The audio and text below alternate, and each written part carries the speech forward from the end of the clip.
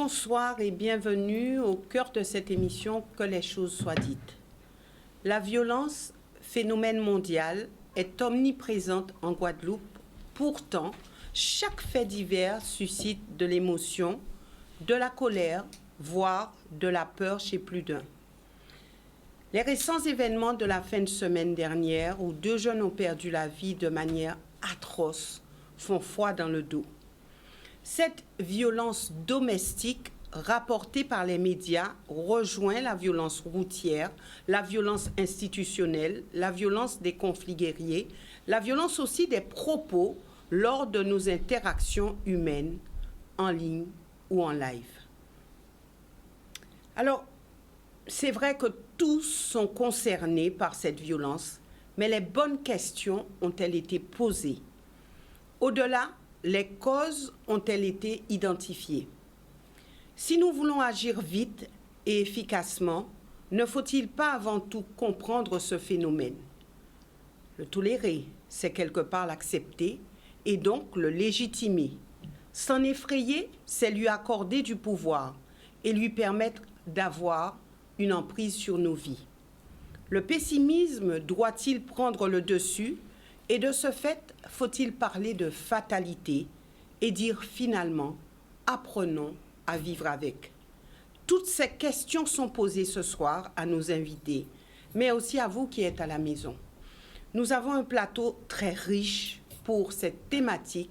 Faut-il s'effrayer de la montée en puissance de la violence? Alors, j'ai volontairement laissé ouvert pour que tout soit mis là-dedans. Donc, chacun a son avis sur la question et vous avez bien sûr l'habitude d'entendre ceux qui sont ici et qui font partie du noyau dur. Je veux parler honneur aux femmes d'Evita Chevry, qui est avocate. Nous avons aussi Harry Ancelade, qui est ingénieur et chef d'entreprise. Samuel Damo, chef d'entreprise. Raymond Otto, le célèbre Raymond Otto, sociologue, anthropologue. Raphaël Lapin, avocat. Et puis, nous avons un autre invité, Paco Man-Alma. J'espère avoir bien dit. Il est chef d'orchestre du groupe Mamaïla, un groupe qui nous vient de Paris. Alors, c'est vrai qu'on dit que la musique adoucit les mœurs. La musique aussi, qui fait partie de notre vie au quotidien, peut-elle justement faire, je vais dire, reculer ce phénomène de violence? Et c'est vrai qu'Evita rigole, je vois un petit peu là où elle veut aller, mais avec Paco Man-Alma, nous verrons ce qu'il en pense. Est-ce que cette musique qui transporte plus d'un peut justement aider à faire reculer la violence? Alors, merci d'être ici sur ce plateau. Merci à tous. Merci au noyau dur. Et puis, nous aurons 2 jeunes qui vont nous rejoindre après en plateau pour nous donner leur avis sur ce sujet. Paco, je vais simplifier par Paco. Alors, merci d'être là. Vous êtes musicien. Oui. Vous aimez la musique. Vous faites partie de cette société. Vous êtes de la Martinique, c'est ça? C'est ça. Voilà, donc vous connaissez un petit peu ce phénomène de violence, puisque là où vous passez, certainement vous entendez les faits divers. Alors aujourd'hui, est-ce qu'on peut dire que la violence a pris une telle ampleur que plus rien ne peut la faire reculer selon vous? Je ne pense pas, pour plusieurs raisons. La première, c'est que la violence, pour moi, n'est pas quelque chose d'originel, c'est une conséquence. Derrière la violence, il y a souvent un commerce, un marché, il y a souvent des profits, des bénéfices qui prennent en otage des populations faibles, affaiblies ou fragilisées, de façon globale. Mais en tant qu'artiste, pour rester sur un biais qui concerne la musique, j'ai grandi en Martinique, je suis arrivé à Paris, j'étais adulte. J'ai de la famille qui vit en Guadeloupe et à Paris on entend régulièrement ce qui se passe, les émeutes, etc. Donc la violence est un fait quasiment normalisé malheureusement, mais personne ne souhaite vivre dans la violence. Personne ne souhaite ça. Même les jeunes des cités ou des quartiers difficiles, c'est pas quelque chose dans quoi ils prennent plaisir. Donc, stigmatiser des personnes comme étant sujettes à la violence par nature, c'est une erreur au départ, je pense. Le rôle de la musique dans tout ça, je crois que tout comme une mauvaise alimentation produit de la violence physique sur la santé des gens, une mauvaise musique produit de la violence chez les jeunes.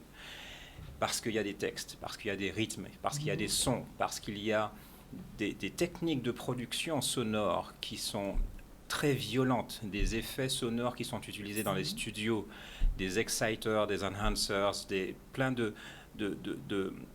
d'effets psychoacoustiques qui attaquent nos jeunes sans qu'on en soit conscient, parce qu'on n'est pas informé, on ne sait pas à quoi ça sert.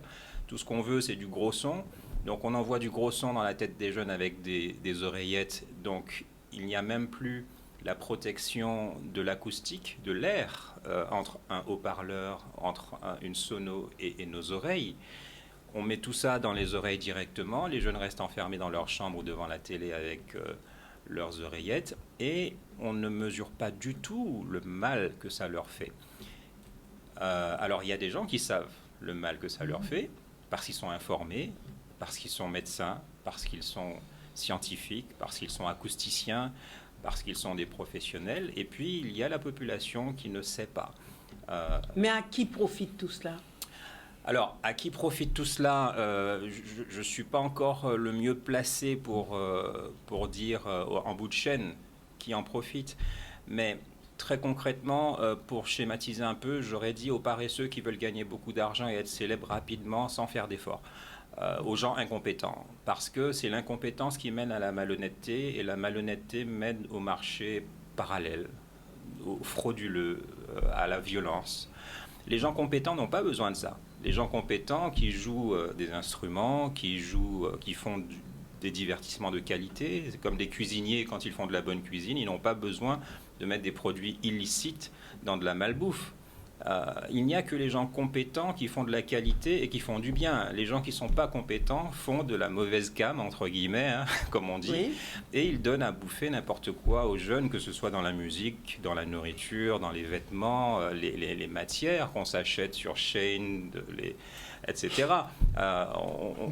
Voilà, aujourd'hui, il y a Internet, on est informé, on comprend un petit peu les choses, même si on ne sait pas tout, mais on découvre un peu. Alors, justement, et je vais arriver à votre musique tout à l'heure, mais alors on utilise, si je reprends, hein, on utilise la musique à mauvais escient. Bien sûr, bien sûr. Alors, je ne suis pas artiste, je suis producteur, je suis réalisateur, j'ai une merveilleuse équipe de SMS artistes qui travaille autour de moi, j'ai travaillé dans plein de studios, je connais plein de grands professionnels, tant à Paris qu'aux Antilles. Voilà, tous ceux qui connaissent le métier vont confirmer ce que je suis en train de dire. Les effets psychoacoustiques ont une action directe sur la santé humaine. Hein. Vous avez déjà vu peut-être sur Internet ces expériences scientifiques qui font qu'on fait un son sur une plaque de métal et on met du sable dessus.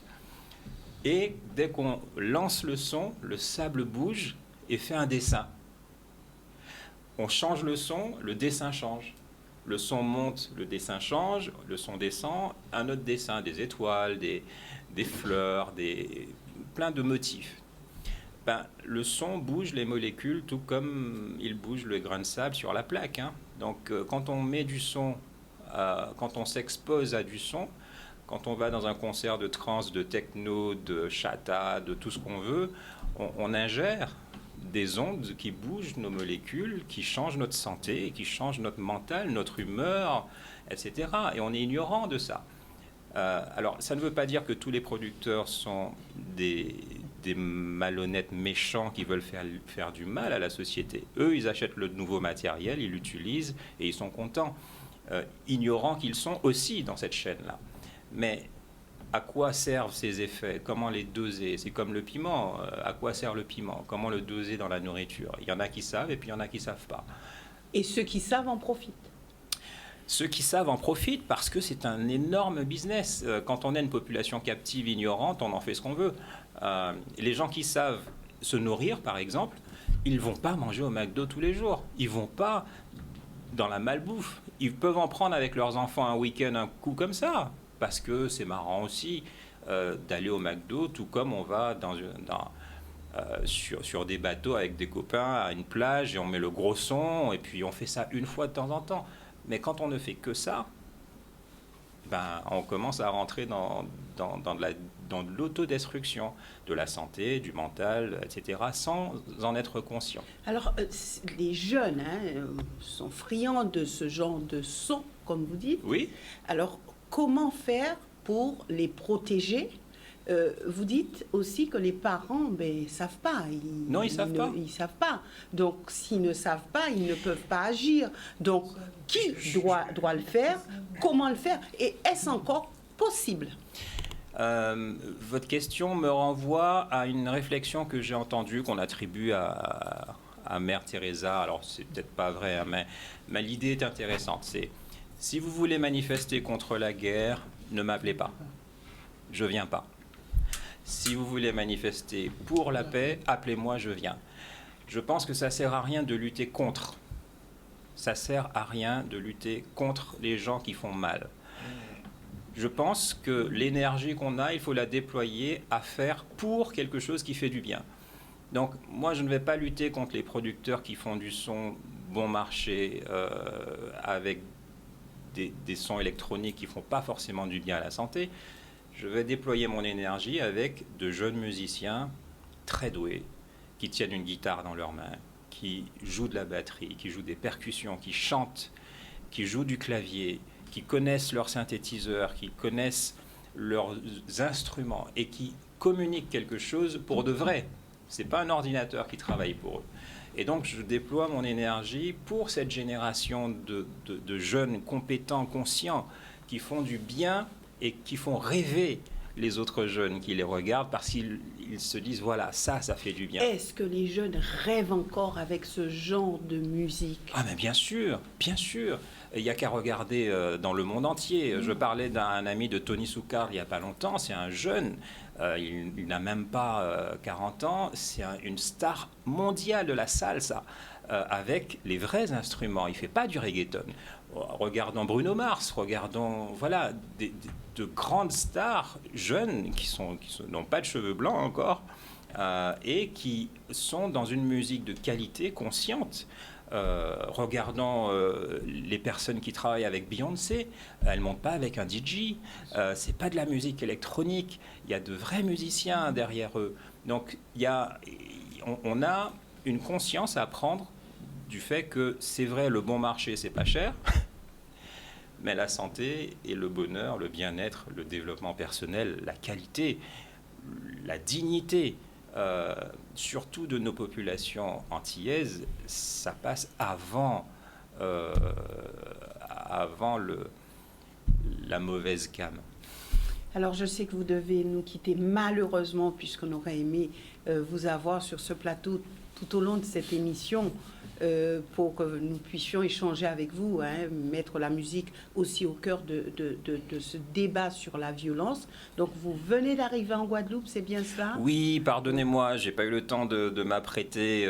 Mon ami Samuel Damo m'a fait la gentillesse de rejoindre un plateau aussi honorable et glorieux que celui-ci. Je suis un peu impressionné.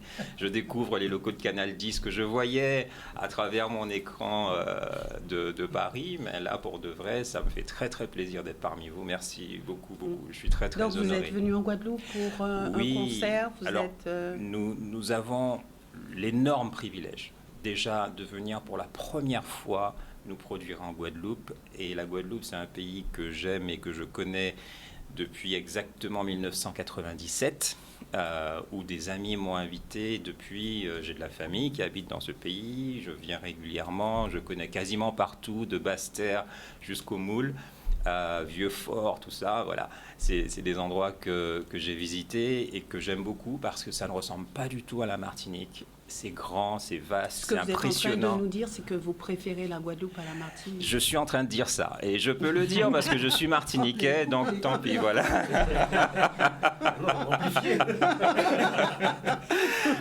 Oui, très honnêtement, c'est un pays merveilleux. J'aime les gens aussi de la Guadeloupe, que je trouve convaincus, remplis de convictions, et sans rentrer dans les débats de qui a tort, qui a raison, mais quand quelqu'un a de la conviction, ça me plaît. Je préfère de la conviction de quelqu'un qui a tort que de la mollesse de conviction de quelqu'un qui essaie de se rallier au plus fort, à celui qui parle le plus fort, etc. Et j'apprécie en Guadeloupe, c'est peut-être pour ça que beaucoup de mes amis sont guadeloupéens, cette base de conviction qui fait qu'on fait les choses parce qu'on a envie de les faire, qu'on est convaincu de les faire. Et puisque vous aimez la Guadeloupe, puisque vous aimez maintenant cette émission, vous aurez la possibilité de faire un petit peu de publicité. Alors, ça sera demain? C'est déjà, déjà demain, merci. Un concert? C'est déjà demain. Toute l'équipe de Mamaïla, de SMS Artistes, est à pied d'œuvre pour produire le premier volet d'un concept merveilleux qui prend naissance au Cinestar demain à 18h. Il y a 2 séances, à 18h et à 21h, et c'est pas du cinéma. C'est pas du tout du cinéma, c'est de la musique en live. Et les gens, après s'être installés dans une salle merveilleuse au niveau de l'acoustique, du confort, etc., pourront prendre une coupe de champagne, se lever, danser, chanter avec nous, venir nous rejoindre devant la scène, etc. Et on va passer un merveilleux moment pour les mettre en contact avec le live populaire de qualité. Donc il n'y a pas de DJ qui va tourner demain sur le plateau. C'est pas du dancehall, c'est pas du chata, c'est de la musique dansante des Antilles, comme savaient le faire de très grands groupes qui ont existé avant nous, à commencer par Kassav, Perfecta, Expérience 7. Voilà, on est dans la belle musique riche, populaire de chez nous. C'est pas du jazz, c'est pas des musiques alternatives, c'est vraiment de la musique pour le public, pour le populaire. Pour danser. Pour danser, pour écouter aussi, parce qu'on dit souvent que oui, les Noirs ne savent faire que danser sur de la musique. Non, c'est pas qu'avec les pieds qu'on vit la musique. On vit la musique avec l'esprit, avec les oreilles. On est un peuple éclairé, on a du goût, on est éduqué à toutes les musiques du monde. On ne fonctionne pas qu'avec un tambour. On connaît les harmonies, on connaît les voix, on connaît toute la sensibilité musicale dans les Caraïbes, c'est une des plus avancées au monde. Donc c'est ça qu'on est en train de faire, cette musique que personne au monde ne peut faire mieux que nous, sur la base des cadences qui ont fait naître les Kassav et tout ça depuis. Voilà. En tout cas, merci beaucoup Paco, et puis j'espère que demain vous aurez beaucoup de succès, et puis ça sera l'occasion de faire un petit clin d'œil à la non-violence. Absolument, toujours. Merci de m'avoir accueilli. Merci beaucoup à vous, et quant à nous, nous retrouvons d'ici quelques instants. Nous marquons juste une courte pause. Alors, rapidement, nous revenons au sein de cette émission et nous ferons un petit tour de plateau. Et j'aimerais avoir votre définition de la violence. Alors, c'est vrai qu'on pourrait s'orienter vers des dictionnaires Larousse et autres pour avoir une définition. Mais aujourd'hui, quelle est votre définition de la violence? Et je débuterai avec Raphaël. Oui. Oui, spécialiste du consentement. Ah bon, d'accord. Bonsoir à la Guadeloupe qui nous regarde, bonsoir à tout un chacun sur le plateau. Merci Yves-Lise de nous inviter sur ce magnifique plateau rénové de Canal 10, qui est très beau, hein, faut qu'on le dise. On a l'impression d'avoir plus d'espace. Il y a même des places pour le public, donc attends, quand même vraiment, j'assure ma place quand même. On m'a mis au centre, donc. Et donc, alors. On rigole, mais le sujet est grave. Le sujet est grave parce qu'effectivement, la violence est une préoccupation du quotidien des Guadeloupéens. Et surtout, cette thématique, c'est faut-il s'effrayer de la violence, de la montée en puissance de la violence. Et du coup, j'ai appris à ne pas répondre tout de suite à la question. Oui, c'est bien. Mais sur la définition, alors, l'OMS a une définition de la violence qui est un acte physique de contrainte qui est imposé par une personne à une autre personne. Je simplifie un peu la définition, mais cette définition-là, elle induit un rapport de force physique d'une personne à une autre personne. La réalité, c'est qu'on ne peut pas faire la synthèse de la violence en disant juste la violence, parce qu'en réalité, il existe des violences. Aujourd'hui, on est dans un pays qui participe de près ou de loin à une guerre qui se mondialise de plus en plus. Et donc la violence, elle n'est pas qu'une question de localité, elle n'est pas qu'une question sociale, c'est aussi une question de conflit entre des superpuissances. On a la guerre en Ukraine qui est en train de sévir encore, même si aujourd'hui la focale des médias et l'attention est portée plutôt sur la région du Moyen-Orient et d'Israël avec la bande de Gaza. La réalité, c'est que c'est une violence armée. Il y a la violence que nous, on vit au quotidien avec l'enjeu de cette violence délinquante, de cette poussée, et c'est celle dont vous parliez, Evelyse, c'est cette poussée de la violence délinquante et criminelle qui induit derrière de s'interroger sur le visage de notre société. Et puis, il y a toute cette violence qui n'est pas forcément une violence en réalité physique, qui est plutôt une violence, même si ses conséquences sont subies physiquement, qui est la violence sociale. La violence qui est subie par le rapport de classe qui existe et qui devient de plus en plus protéiforme et qui interroge notre société avec toutes les crises qui la traversent. Donc en réalité, la question qu'il faudrait se poser selon moi, c'est est-ce que la montée en puissance des violences, parce qu'effectivement on assiste à des montées en charge comme s'il y avait des feux qui s'allumaient de toutes parts de violence dans le monde et dans notre petit pays, est-ce que cette montée en puissance doit quelque part nous effrayer?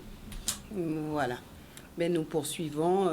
J'irai du côté de Paco, qui est encore avec nous, sa définition de la violence. Je pense que quoi qu'on fasse, qu'on dise ou qu'on soit par notre attitude qui blesse l'autre est une forme de violence. Alors, on va stigmatiser les violences qui se voient parce qu'elles sont choquantes, parce qu'elles dépassent la normale des violences habituelles auxquelles on est soumis. Mais je fais partie de ceux qui disent que l'humour, par exemple, quand il est borderline sur la moquerie, c'est déjà de la violence. J'ai fait le choix en grandissant un peu de ne tolérer aucune forme de violence. Si j'entends un enfant qui se moque d'un autre, je m'arrête et je lui dis, tu vois, si je me moque de toi, est-ce que tu vas aimer? Tu vas rire avec moi si je me moque de toi comme ça? Et donc, tout ça, pour moi, ça commence là, la violence. C'est le fait de se moquer de l'autre à l'école ou d'avoir une attitude condescendante ou méprisante envers quelqu'un. Même si on ne lui dit rien, même si on ne l'a pas touché, même si on n'a pas porté atteinte à ses biens, même si on n'a pas porté atteinte à sa santé directement, mais la simple attitude qu'on a qui dévalorise un être humain est déjà pour moi une forme de violence. Merci, Evita. Alors, je pense que presque tout a été dit sur la définition de la violence elle-même, puisque effectivement, il y a la violence physique, la violence psychologique, la violence sociale. Mais moi, je voudrais simplement revenir déjà sur ce qui vient d'être dit. Dans la présentation, il y a deux mots qui m'ont frappé. C'est fatalité. Est-ce que nous sommes amenés à avoir la fatalité à vivre avec? Et ça, c'est terrible. C'est terrible comme question parce que ça voudrait dire qu'on a perdu, qu'on a échoué et qu'on n'attend plus rien. Je pense qu'effectivement, il n'y a pas de fatalité. On a raté quelque chose, il ne faut pas se faire d'illusions. Parce que même si on dit que la violence, elle est globale, elle est mondiale, tout ce qu'on veut, on est un tout petit pays. Donc ça n'a pas du tout la même incidence, la violence à Los Angeles et la violence dans un tout petit pays où on ne peut plus aller regarder les reflets de la lune sur l'eau, sur une plage à 1h du matin. Donc, je veux dire, c'est clair. Comment ? Vous avez vu, hein, je pense que les téléspectateurs ont vu comment le machisme voilà, il rit. Une pauvre malheureuse parle, essaie de parler, et il rigole, il ricane. Non, c'est vrai que moi je dis que c'est terrible, mais il faut faire le constat, et je pense que c'est ce que nous allons faire, voir un peu les causes et voir surtout ce qu'on peut y faire. Et puis le deuxième mot, c'est s'effrayer. Est-ce qu'on doit avoir peur? Et c'est ça, c'est là aussi toute la question, c'est la création de l'insécurité. L'insécurité est un sentiment plus qu'une réalité. Et en fait, je pense que de plus en plus, instinctivement maintenant, quand vous allez dans n'importe quelle réunion dans ce pays-là, et que la réunion se termine un peu tard, 20h, 21h, automatiquement, les gens vous disent « Evita, tu as ta voiture, je te ramène ». Il y a vraiment... Non, mais c'est très important d'en parler parce que petit à petit, elle est en train de gagner, en fait. Parce que la peur, c'est le pire des fléaux, en fait, pour l'être humain. Et, comment dirais-je, elle est en train de gagner parce qu'on accepte l'idée de changer totalement notre façon de vivre, notre façon de réagir, de voir le monde, justement, à travers tous ces phénomènes de violence. Et puis, je voudrais aussi dire que j'ai une pensée vraiment qui m'a beaucoup... C'est vraiment quelque chose qui m'a beaucoup bouleversée.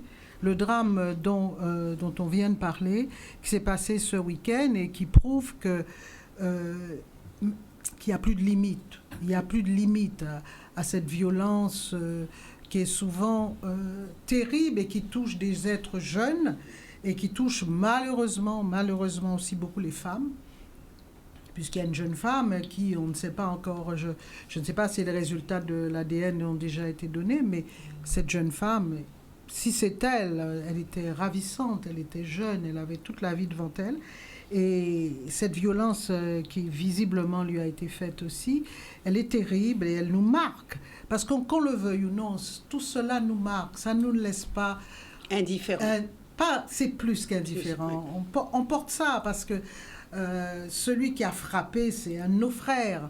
Donc, quelque part, nous avons tous une société qui a produit cela. Et j'aimerais beaucoup qu'on en parle d'ailleurs. Comment une société peut produire ça?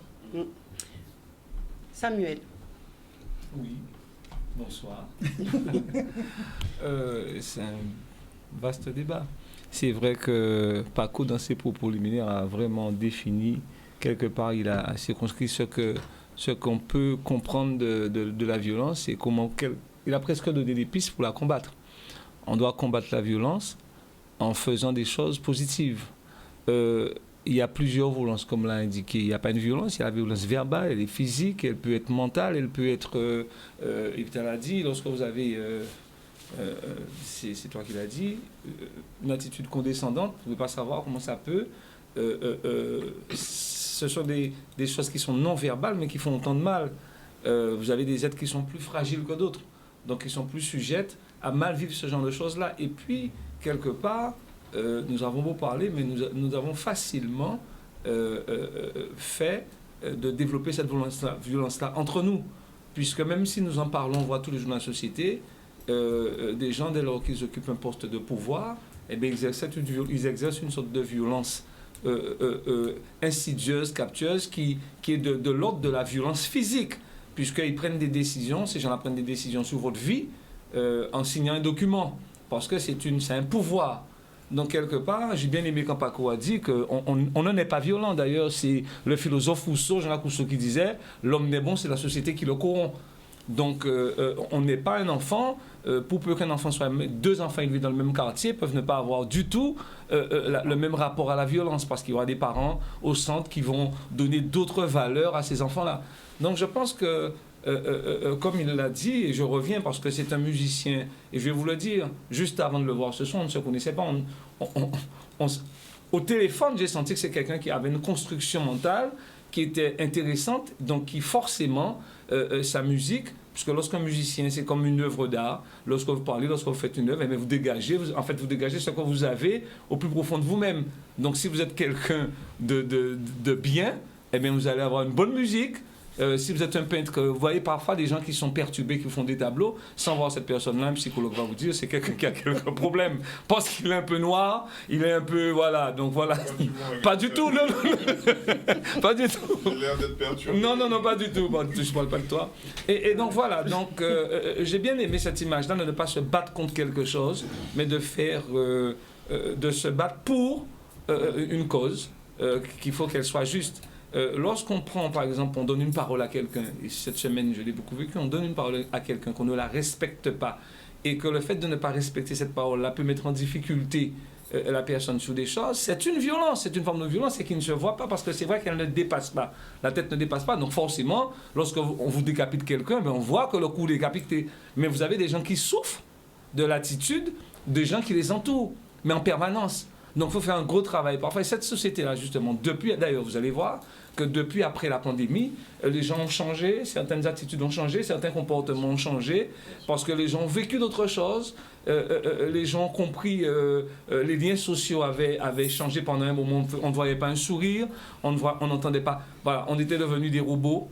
Et aujourd'hui, forcément avec les nouvelles technologies qui, quelque part, nous aident, hein, parce que oui, il n'y a pas d'arme, il n'y a pas d'instrument dit violent vraiment, parce que l'arme qui va vous permettre de tuer quelqu'un, cette même arme-là va permettre de défendre, parce qu'il existe bien cette violence légitime de l'État. Eh bien, c'est une violence qui est légitime, donc elle est utile, puisque forcément, lorsqu'elle vient, elle vient arrêter une violence qui n'est pas autorisée par rapport... Elle n'est pas toujours légitime. Elle est... Alors, c'est un grand débat, c'est un grand débat. C'est un grand débat. C'est un grand débat. Voilà. Il y a un avocat de l'autre côté Voilà. Qui a l'air d'être d'accord. Voilà. Non, elle peut ne pas être toujours légitime. Oui. À partir du moment où vous donnez du pouvoir à quelqu'un, elle en fait ce qu'elle en veut. Et puis, si vous voulez, il y a aussi l'exercice, moins vous avez la compétence pour exercer le pouvoir, plus vous serez méchant. Parce que, forcément, lorsque vous êtes bon dans un art, dans quelque chose, dans un métier, vous n'avez pas besoin d'être violent. Il n'y a pas de démonstration. Il n'y a pas de démonstration, voilà. Mais quand tu Il n'y a pas de démonstration à ne te sens pas faire. à ta place, effectivement. Et quand tu te sens pas à ta place et que tu te sens menacé par le premier qui arrive, forcément tu as envie de lui tordre le cou, de lui mettre un croche-patte. C'est comme ça que ça se passe. Et on est tout le temps, c'est parce qu'on se sent menacé qu'on devient violent. Il faut le dire ça. C'est aussi dans la violence, lorsque tout fonctionne autour de vous, vous avez une famille qui vous encadre, vous avez des gens qui vous aiment, je ne vois pas quelle occasion que vous aurez d'être violent.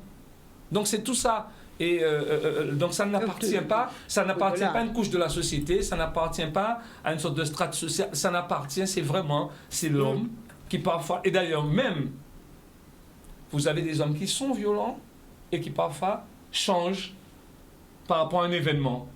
Et vous avez des personnes qui étaient dites bonnes, qui peuvent changer dans l'autre sens en fonction de ce qu'elles auraient vécu comme expérience. Donc, je pense que c'est un beau sujet et il y a beaucoup de choses à dire là-dessus. Harry, un tour de plateau qui commence à être... Oui. qui a bougé un peu. Mais finalement, quand on parle de violence humaine. Parce que la violence, elle est partout. Là, on parle de violence humaine. C'est la violence de l'homme envers l'homme. Parce que quand on subit un bon tremblement de terre, c'est vachement violent. Hein. Mais quand on a un beau cyclone qui écrase, ça fait beaucoup de dégâts, c'est violent. Bon, ça c'est une chose. Mais deuxièmement, donc on parle de violence humaine. Est-ce que nous avons tous le sentiment que la violence vient de naître? Moi, tout ce que j'ai toujours vu du passé, c'est des guerres, des choses violentes. On n'étant pas là, mais ne serait-ce qu'en regardant les films du passé qu'on présentait, c'est toujours... Les hommes, ils n'avaient pas de chars, d'avions, mais on les voyait se jeter l'un sur l'autre avec leur flèche. Ils s'entretuaient, ils se découpaient. Enfin, la violence y était. Donc, toute cette violence-là a toujours existé. La violence de l'être humain, par rapport à l'être humain, a toujours existé. Alors, pourquoi aujourd'hui, tout le monde... Alors, justement, comme disait Vita, on parle d'être effrayé, d'être dans l'insécurité. En définitive, je pense que ce qui nous pose problème aujourd'hui, c'est que la violence qu'on voyait avant, celui qui la subissait savait pourquoi. Il va en guerre contre. Donc il sait qu'il va en guerre, hein. Il a son truc pour aller en guerre, l'autre est en face, il va dans la violence. Il sait qu'il est dedans. Et dans tous les cas de figure dont on parle, à chaque fois, il y a une démarche réciproque d'y aller. Le problème aujourd'hui, c'est que vous vous retrouvez avec un couteau dans le ventre, vous êtes allé danser. Et vous n'aviez aucune idée de ressortir avec un couteau dans le ventre. Vous allez danser. Et moi, c'est ce qui m'effraie aujourd'hui, parce que je regarde, il y a 20-30 ans, quand j'étais jeune, comment on bougeait, on sortait. C'est une idée qui ne m'est jamais venue ça ne m'est jamais venu à l'idée que je pourrais sortir d'une soirée ou d'une boîte de nuit blessé. C'est une idée qui ne m'effleurait pas. Aujourd'hui, je dirais même, j'ai fait des soirées chez moi sans invité. Ça m'est arrivé d'avoir 800 personnes chez moi, il n'y avait pas de sécurité. Et je faisais une soirée, ce qui veut vient. C'était des soirées carnaval, etc. Je faisais ça. Mais il n'y a pas de sécurité, j'organisais aucune sécurité. Moi, on faisait une soirée, chez moi, c'était comme ça, point.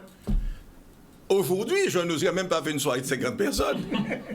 Mais c'est ça qui pour moi, et c'est là que je me dis, il y a une violence quelque part. Parce que je n'oserais pas faire ça. Et je ne pense pas qu'aujourd'hui, j'inciterais mon fils à faire une soirée de 50 personnes chez moi. Alors qu'avant, on faisait facilement. Mais j'en décidais une soirée le matin, on faisait le soir. En 24 heures, en moins de 24 heures, on faisait la soirée. Donc, ça veut dire qu'aujourd'hui, on a rendu... Alors, on vit dans une violence qui est aléatoire, qui va dans tous les sens. On peut se retrouver, on roule, on a un problème avec quelqu'un. Alors, effectivement, de plus en plus, ça arrive. Il n'y a pas longtemps, ça m'est arrivé, quelqu'un est sorti avec un truc, il avait sûrement des armes dedans, parce qu'il a dit que en tournant, je l'ai coincé, je n'ai même pas vu ça. Bon, je lui dis, écoutez, si j'ai fait ça, je m'excuse, mais malgré que j'ai dit ça, il avait l'air de vouloir être violent. Et par contre, j'aime pas trop ça, et du coup, je suis devenu plus violent encore. Ah non, mais parce que ça, c'est un autre problème aussi. Mais non, mais vous avez quelqu'un qui vient, qui vous agresse, il est armé. Et je déteste ce genre de choses. Je n'aime pas être menacé. Le type m'agresse. Mais le gars sort de sa voiture, il retourne prendre le truc, il vient. Mais je me suis dit, ce gars-là, je l'écrase ou je machin, parce que je ne peux pas concevoir qu'un individu sorte de sa voiture armée, je ne l'ai pas touché, j'ai rien fait, et il dit que je lui dis quand il est arrivé, je lui dis, j'ai baissé la vitre. Bon, mais il avait son truc, c'est pas grave, j'ai baissé la vitre. Je lui dis, qu'est-ce qui s'est passé? Il me dit, vous avez failli me pousser dans tout. Ah, mais j'ai écoutez, je vous m'excusez, si j'ai fait ça, je n'ai pas réalisé. Mais vous m'excusez, mais pour moi, c'est fini. Non, il fait monter la pression. Ah, je dis, écoutez, ça, c'est autre chose. Si vous voulez, en plus, j'irai moins, etc. Je dis, bon, écoutez, non, ça, c'est autre chose. Si vous voulez passer à autre chose, on passe à autre chose. Et puis on change de sujet. Et là, par contre, je crois qu'à un moment, il a préféré s'en aller. Bon, ce qui était mieux. Mais vous voyez, le problème aujourd'hui, et c'est ce que je dis, par exemple, il y a 30-40 ans, je m'arrêtais à toute heure de la nuit pour prendre des autostoppeurs en voiture. Je sortais souvent à l'époque quand j'étais jeune, mais j'arrêtais, je savais bien qu'il y avait des difficultés. On n'avait pas de transport public facilement, etc.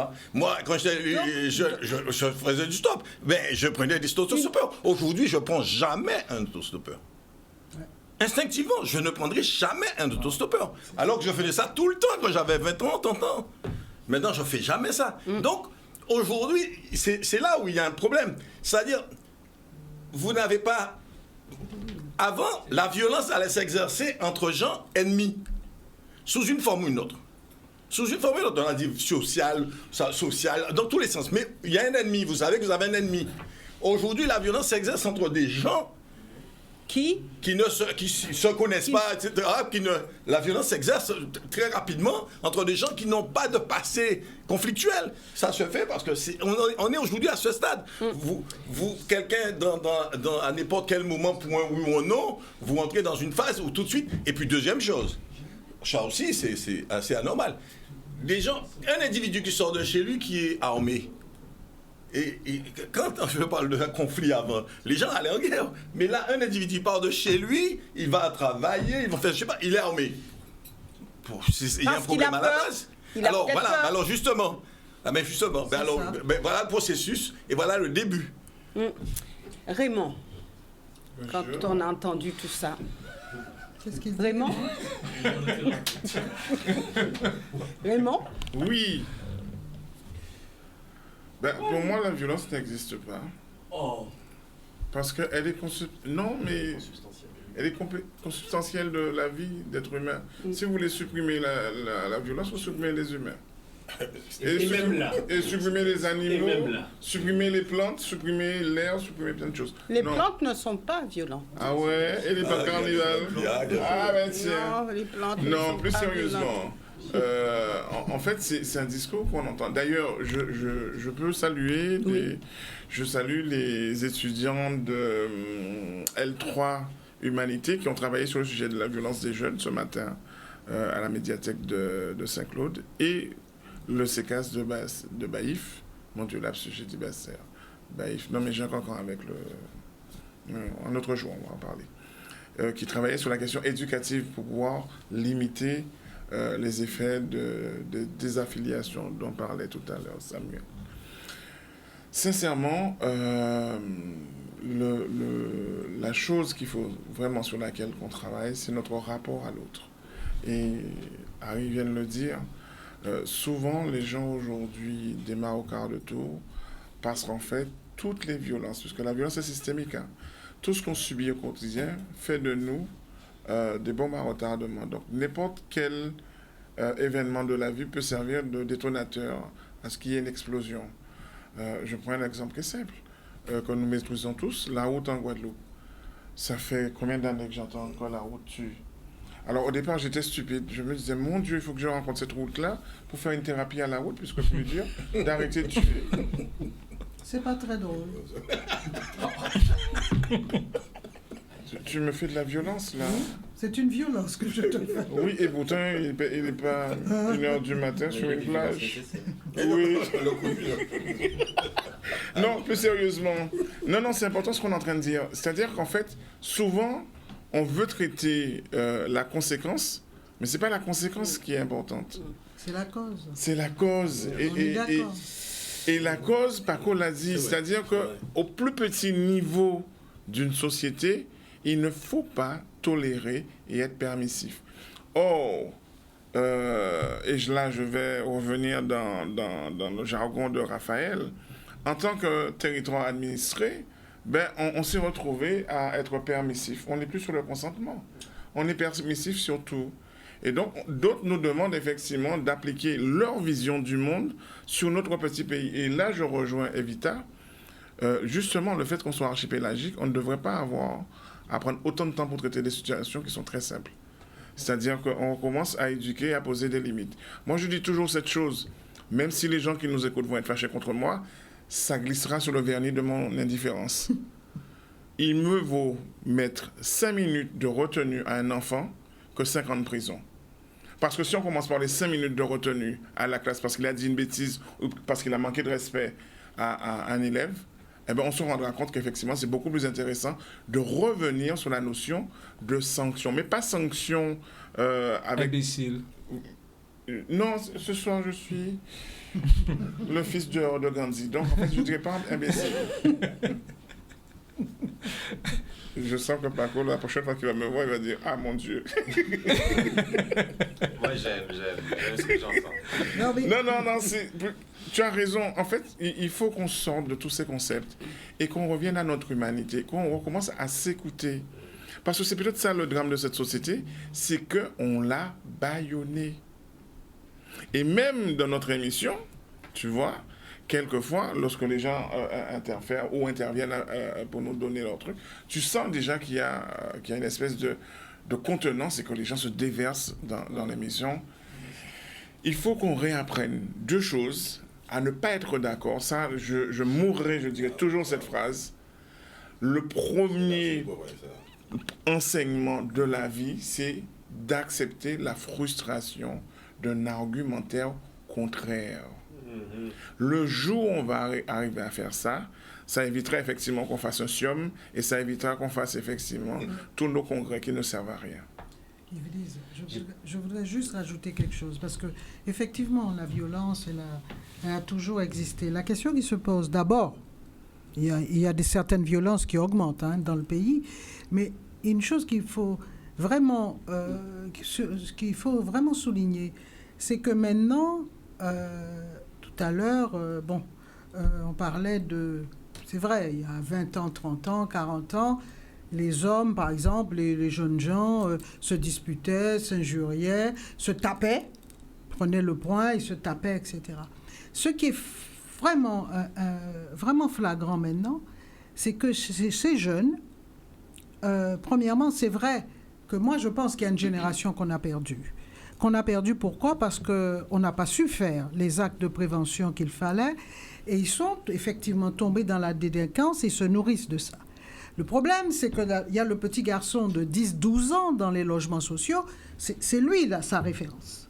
Attention, les autres générations n'avaient pas de référence de voyou. Tandis que maintenant, sa référence, le boss, celui qui a eu un couteau ou sa parole, comme on dit, son revolver dans la poche, c'est le petit garçon qui est dans les logements sociaux, c'est lui qui le voit.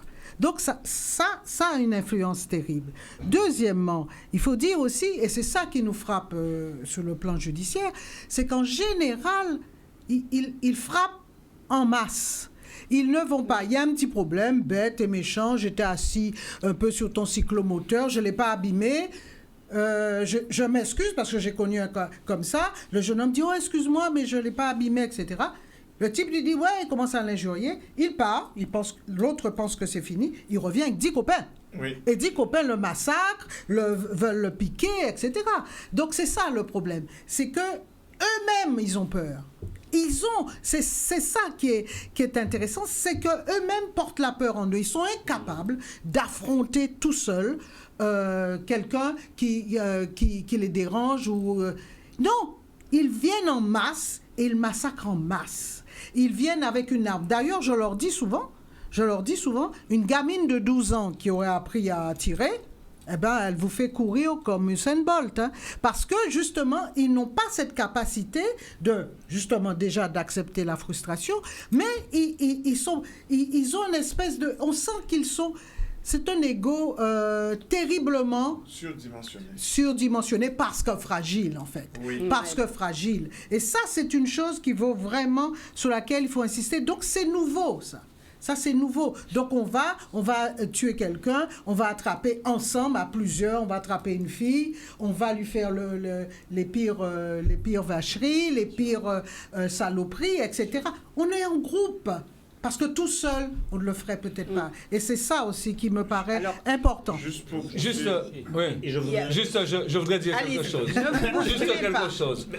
Là, je pense que c'est vrai qu'Evita a fait le constat de la conséquence. La cause... Ah oui, on n'a pas encore fait ça. Voilà. Ouais, d'accord. Je pense que...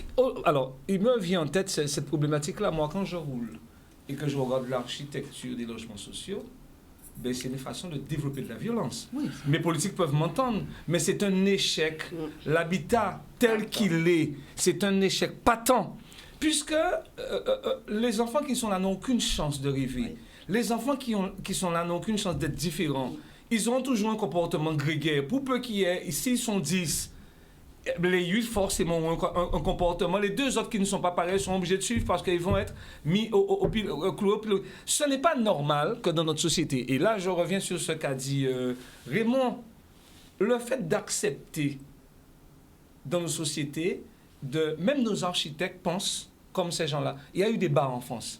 Mais on n'avait pas besoin de bar en Guadeloupe. Et puis, en plus, c'est hyper bien. En fait, la chose, elle est financée. Donc, pour tous les maires, pour toutes les institutions, c'est une aubaine.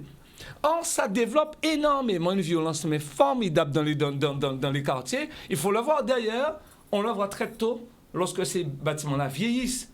Parce que ces enfants-là n'ont aucun respect parce qu'ils ne se font pas, ils ne s'approprient pas ces lieux-là. Parce que ce n'est pas chez eux.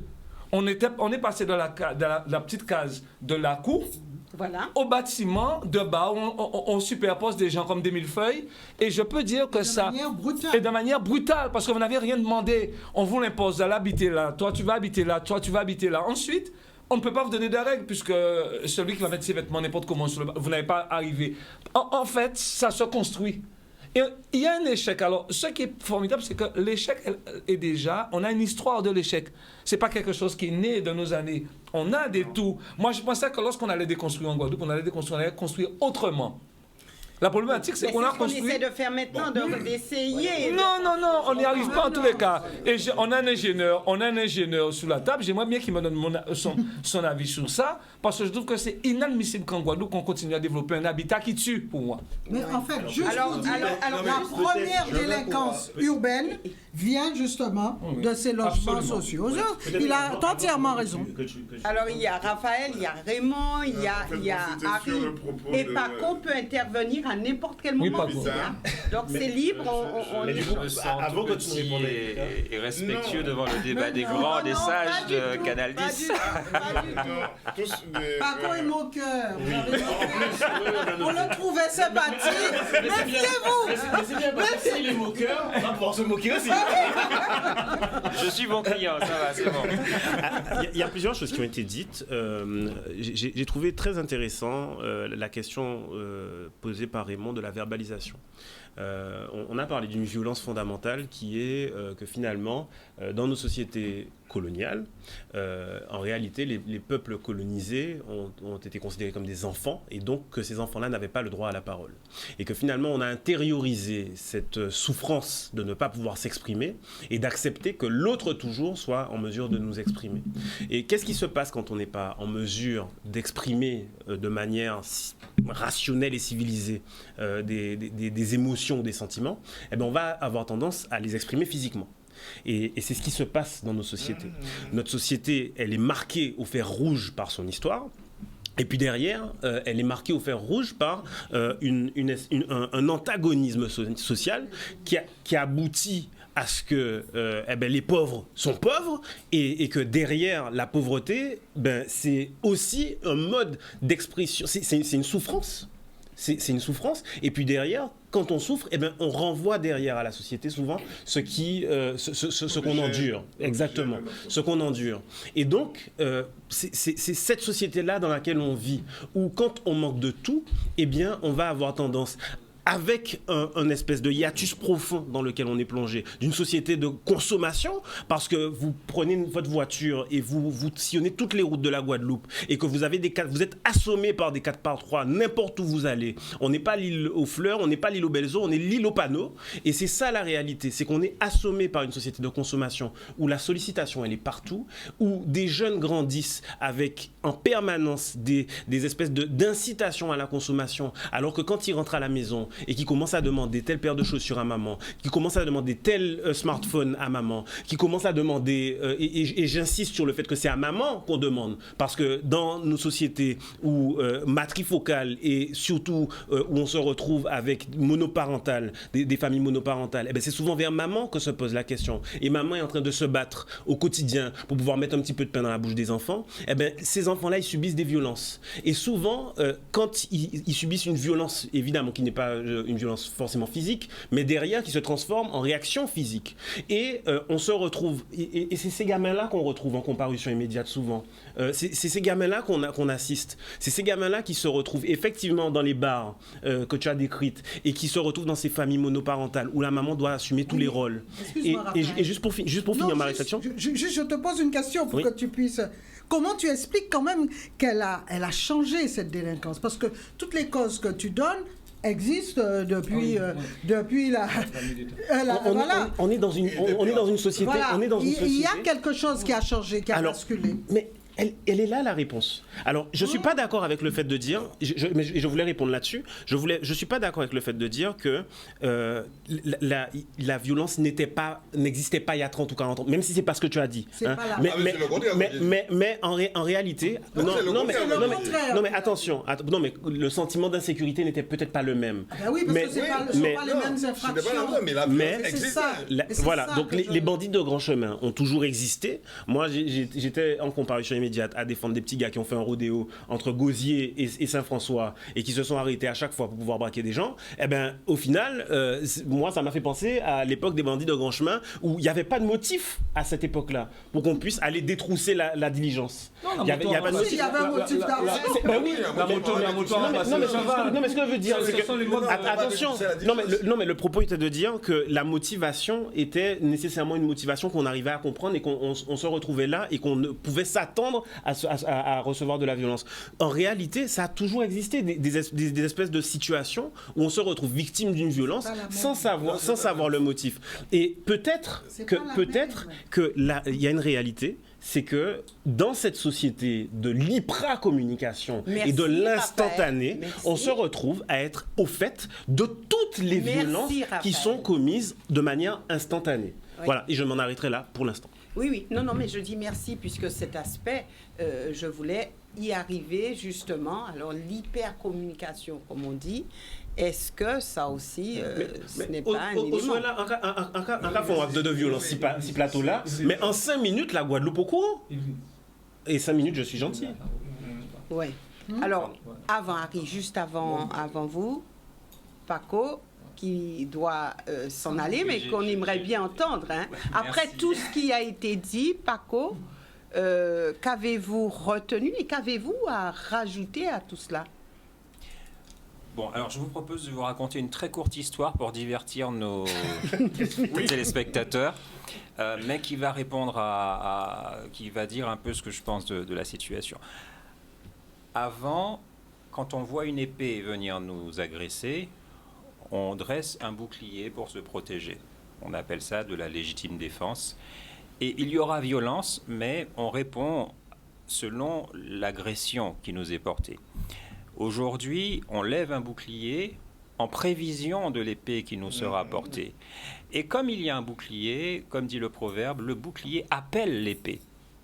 C'est-à-dire qu'on ne se rend même pas compte que notre susceptibilité et notre orgueil dans la culture de la peur fait qu'on appelle la violence à nous par la mauvaise éducation, par la négligence, par la procrastination, par plein de changements de valeurs qu'on peut expliquer de plein de façons, qui font qu'on estime que les choses qui étaient importantes ne le sont plus. On fait passer le bon pour le mauvais pour le bon. On relativise tout. Le XXe siècle a été le siècle du conceptualisme, du relativisme, etc. Et à ne plus vouloir faire la distinction entre le beau, le laid, le bon, le mauvais, le bien et le mal, sous plein de prétextes qui sont tous justifiés, de bonne foi, alors on arrive dans une zone où les valeurs n'existent plus, donc le jugement n'existe plus. Et si le jugement n'existe plus, le désordre règne en maître.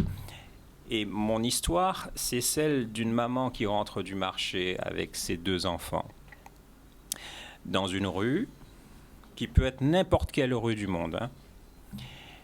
Et en face, sur le trottoir, elle voit arriver quelqu'un qu'on peut identifier à ce qu'on appelle un junkie. Qu'est-ce que va faire cette maman? Avec ses 2 enfants, elle rentre du marché, elle rentre chez elle. Voilà le scénario le plus probable. Elle va discrètement traverser, parce que ce junkie ne marche pas droit, il est sale, il a peut-être 2 seringues dans sa poche, on ne sait pas. Elle est une maman, elle a des enfants en bas âge, et donc elle ne peut pas courir le risque de se faire agresser sur le trottoir en rentrant du marché. Donc elle va traverser. Elle ne va pas faire que traverser. Quand elle va rentrer chez elle, peut-être qu'avant ses enfants jouaient dans la rue, mais à partir du moment où elle a vu ce junkie traîner dans la rue, elle va dire à ses enfants, vous ne descendez pas, vous restez à la maison. Et si vous voulez descendre, vous me demandez, je vous accompagne en vérifiant si, etc. Cette attitude que tout le monde aurait approuvée, je pense, est la plus mauvaise à avoir. La bonne à avoir serait « Bonjour monsieur, je m'appelle Christiane, et vous ?»« Ah, Julien, je n'ai pas l'habitude de vous voir dans le quartier, c'est la première fois que vous venez ?»« Ah ben, tiens, Paulin, viens voir, je te présente Julien, il vient d'arriver dans le quartier là, etc. Ce sont mes 2 enfants, j'habite juste là, et vous habitez où? C'est qui ton papa, c'est qui ta maman ?»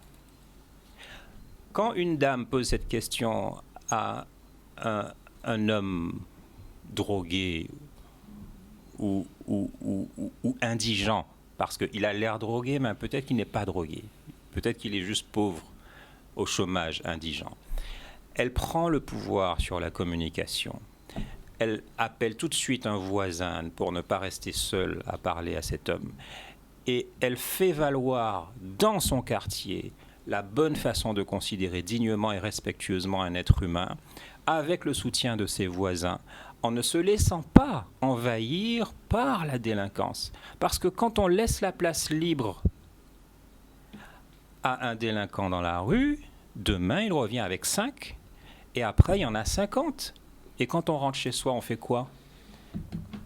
Donc, à un moment donné, de la même façon que les loups hurlent avec les loups, il faut que les personnes bien éduquées hurlent aussi leur vision de la vie positive, ouverte, respectueuse, et la fassent respecter dans leur quartier en disant, voilà, moi je veux vivre une vie comme ça, c'est-à-dire la vie où on ne méprise pas un être humain, où on lui dit bonjour. Et je ne connais pas un seul drogué, je ne connais pas un seul délinquant qui refuse une conversation respectueuse. Aujourd'hui, je n'en connais pas un seul. Je n'ai pas 20 ans, j'en ai 50. D'accord ? J'ai vécu, j'ai croisé des gens qui étaient sans domicile, qui étaient drogués, etc. J'ai parlé avec eux, etc. Cultiver la peur en pensant que l'autre est un danger, c'est créer de la violence par anticipation. Et je refuse de croire jusqu'à aujourd'hui qu'un être humain, par définition, est dangereux. Ça n'est pas vrai, ça n'a jamais été vrai. On est tous pareils, on a tous envie de vivre la meilleure vie possible, avec les moyens qu'on a, le moins mal possible. Et sur ce plan-là, l'humanité, et j'en finis là, est la plus belle des choses que nous ayons si nous acceptons de considérer que nous nous sommes trompés quand nous avons normalisé le conflit, quand nous avons normalisé le procès d'intention et la diabolisation de l'autre, que ce soit sous des prétextes commerciaux, professionnels, religieux, sociaux, artistiques, peu importe. Diaboliser l'autre, c'est créer de la violence. Merci beaucoup, Paco, pour cela. Et vraiment, vous serez le bienvenu sur ce plateau une prochaine fois, si vous avez le courage si vous avez le courage d'affronter le noyau dur de cette émission. Il y a toujours le méchant. Merci. Il est violent, hein. Merci. Et puis, nous nous retrouvons d'ici quelques heures. Voilà, nous revenons au sein de cette émission. Nous avons Daryl et Miguel qui nous ont rejoints sur ce plateau. Ils auront l'occasion d'ici quelques instants de s'exprimer puisqu'ils ont suivi cette émission dès le début et nous verrons ce qu'ils ont à apporter à ce débat sur la violence. Donc, je reprends avec Harry qui voulait s'exprimer, ensuite Raymond, et puis ça sera la parole à Daryl et à Miguel. Harry. Oui, alors, bon, non, mais c'est pendant le débat, quand Samuel a parlé de problèmes de conception de logement. Alors, évidemment, on a parlé des bars, les bars, bon, évidemment, ça a commencé en France, et ici, c'est même pas l'architecte. Le règlement était très strict. Hein. Quand on est arrivé, nos maisons avaient des balcons. On a parlé de l'ODJA, mais c'est imposé par les règlements. On finançait le logement social dans telles conditions. Il fallait respecter les surfaces, le conditionnement. La LODJA avait une surface et c'était une conception qui venait de France. Ce n'était pas adapté à nous, à quoi que ce soit. Donc ce problème-là, c'est même pas... J'ai vu des situations pires, mais j'ai vu des situations... Il y a un bâtiment, c'est la pire de ce que j'ai vu, où la personne qui habite au 4e a un escalier pour lui tout seul, pour qu'on ne fasse pas l'entretien des escaliers communs. Alors on donne à chacun un escalier, la personne part du rez-de-chaussée et il est responsable d'un escalier qui l'emmène au 4e étage. Et à Petit-Bourg, on a vu ça. Enfin, tout ça imposé par des conceptions qui n'ont rien à voir avec l'architecture ou l'organisation de la vie collective. Bon, mais ça c'est une chose. Moi, par contre, ce qui me gêne, alors on a beaucoup fil pour ce débat, de ceci, de cela, la violence, on a toujours tendance à considérer la violence dans un cadre social. Je suis un peu gêné par ça. Pourquoi ? Parce que, en réalité, vous savez, moi, les premières personnes que j'ai vues voler dans les pouilles uniques, c'est quand je suis arrivé en maths sup au 16e arrondissement de Paris. Les copains rentraient dans le pouilles unique, ils volaient. Quand j'ai réalisé, je leur ai dit, messieurs, quand je suis au pouilles unique, ne rentrez pas. Et ne me parlez pas. Attendez que je sorte et rentrer au prix unique. Il me disait, mais pourquoi tu es fragile ? Je dis, mais mec, le seul nègre, je connais. Je ne jouais pas le rôle du seul nègre qui sera le coupable. Vous volez, démerdez-vous. Mais vous volez sans moi. Donc, quand je suis dans le prix unique, vous ne rentrez pas. Sinon, moi, je ressors tout de suite. Et ça a été... Et j'ai admis ça, parce que moi, je dis, vous faites n'importe quoi. Mais les gens dont je vous parle, il y en avait un qui avait comme mission de son père d'aller emmener sa sœur dîner à la Tour d'Argent le mercredi de chaque semaine. C'était des gens qui avaient bourré de fric. Mais ils allaient voler. Il y avait plein de situations comme ça. En réalité, j'ai vraiment découvert ce genre de vol dans le 16e arrondissement en Matipé avec des gens qui étaient tous des fils à papa. Ça s'appelle, excuse-moi, chouré. C'est pas ça? Oui. Chouré. Bon. Ouais, Donc, bon chouré. Alors, ça, ce que je veux dire... Alors, bon, maintenant, effectivement, on dit les quartiers sont chauds, les quartiers à Sarcelles ou je sais pas quoi, etc. Alors, il y a un autre aspect. Et je pense que là, nous avons un autre problème. Nous avons créé une société, et je dis ça tout le temps. Quand je dis, je trouve... moi, j'ai un problème. On a créé une société où on a cassé toutes les valeurs, et la seule chose, c'est l'argent. Par tous les moyens, il faut avoir de l'argent.